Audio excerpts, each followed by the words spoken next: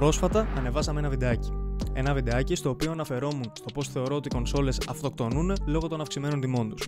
Ένα βίντεο το οποίο πήγε πάρα πολύ καλά με δεδομένο το μέγεθος του καναλιού αυτή τη στιγμή και έγινε ένα πολύ ωραίο θέμα συζήτησης, με τις απόψεις να διήστανται κάπως. Όχι, εντάξει. Ως επιτοπλίστων οι περισσότεροι συμφωνούσατε μαζί μου, κάτι το οποίο με χαροποίησε ιδιαίτερα. Εν συνεχεία λοιπόν αυτού του βίντεο, θέλω σήμερα να καλύψουμε άλλο ένα πολύ σημαντικό θέμα κατά τη γνώμη μου, το οποίο είναι το άσχημο συνήθειο που έχουν υιοθετήσει πλέον οι περισσότερες εταιρείες. Θυμάσαι που κάποτε αγόραζες το κινητό σου και το κουτί είχε μέσα το τηλέφωνο, φορτιστή, θήκη, ακουστικά, ενώ πλέον αγοράζεις ένα τηλέφωνο και το κουτί έχει μέσα το τηλέφωνο και ένα. Αυτό ξεκίνησε σιγά σιγά. Με την κατάργηση των ακουστικών, αργότερα ακολουθήθηκε από την κατάργηση της κλασικής σιλικονένιας θήκης και πλέον έχουμε φτάσει στο σημείο που τα κινητά δεν έχουν ούτε καν φορτιστή μέσα. Σε λίγο καιρό, ρε παιδιά, έτσι όπως το πάμε, θα αγοράζουμε προϊόντα σε μορφή DLC. Αλλού θα είναι η οθόνη, αλλού θα είναι η κάμερα, αλλού θα είναι ο επεξεργαστής, ένα-ένα και θα σου λέει πλήρωσε για να έρθει και ο τεχνικός να σας αρμολογήσει κιόλας. Δεν ξέρω, ώρες-ώρες αυτή η κατάσταση εμένα προσωπικά μου φαίνεται εντελώς γελία.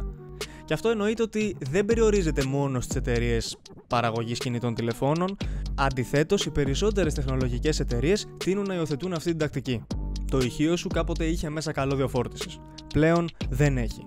Η κονσόλα σου είχε πάντα ενσωματωμένο το Blu-ray drive. Πλέον, αν το θέλεις, πλέρο. Όλα αυτά εννοείται, ενώ παράλληλα οι τιμές των προϊόντων ανεβαίνουν. Γιατί, προφανώς, πού θα πηγαίναμε σαν κοινωνία αλλιώς. Μα είναι δυνατόν, ρε παιδιά, να αγοράζουμε κινητό 1500 ευρώ και να μην έχει μέσα φορτιστή, ούτε καν φορτιστή?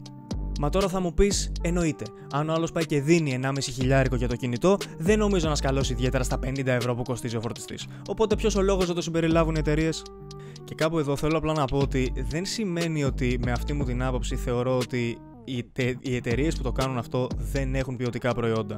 Αντιθέτως, μπορεί να είναι από τα ποιοτικότερα προϊόντα της αγοράς. Αυτό που λέω όμως είναι ότι οι απαιτήσεις είναι λίγο παράλογες. Οι τιμές έχουν φτάσει κυριολεκτικά στο Θεό, ενώ τα πράγματα τα οποία μας προσφέρουν με τη συγκεκριμένη τιμή όλο και περισσότερο μειώνονται. Επίσης, κάπου εδώ να αναφέρω ότι αν έχεις φτάσει στο συγκεκριμένο σημείο του βίντεο, μην ξεχάσεις να κάνεις ένα like αλλά και μια εγγραφή στο κανάλι, ώστε να μας βοηθήσει να παράξουμε και άλλα τέτοια βίντεο στην πορεία. Γενικά βλέπω ότι το συγκεκριμένο θέμα έχει απασχολήσει πολλούς creators οι οποίοι ασχολούνται με τεχνολογία και οι περισσότεροι είναι δυσαρεστημένοι. Όπως επίσης θεωρώ ότι δυσαρεστημένοι είναι και οι περισσότεροι καταναλωτές.